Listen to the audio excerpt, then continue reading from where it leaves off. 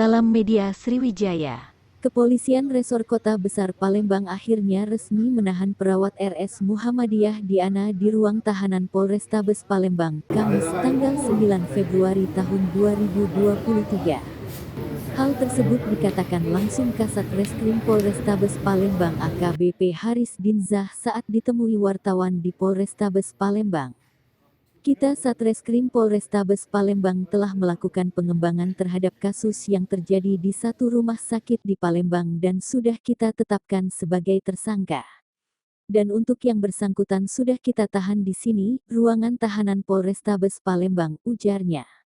Ia mengungkapkan, bila perawat Diana terbukti bersalah dan barang bukti yang digunakan pelaku saat melakukan kesalahan prosedur.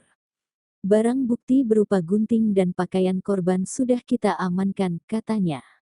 Atas tindakannya tersebut pelaku terjerat pasal 360 ayat 1 dengan ancaman hukuman penjara selama 5 tahun.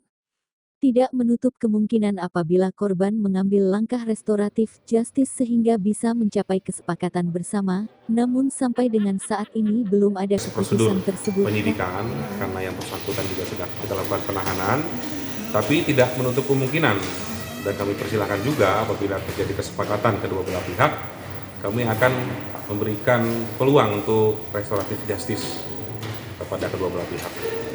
Tapi sampai dengan saat ini belum ada Bang ya? Belum ada, kami masih menunggu dan kami juga tetap fokus terhadap proses penyidikan yang kami lakukan. Akan ada tersangka tambahan Bang? Sampai saat ini belum. Bang, permintaan dari kedua belah pihak untuk dimediasi oleh pihak kepolisian ada nggak Bang? Ya, silakan saja. Kami tidak menutup kemungkinan. Silakan saja. Bang, terkait Kisbay. Kisbay Bang, Kisbay.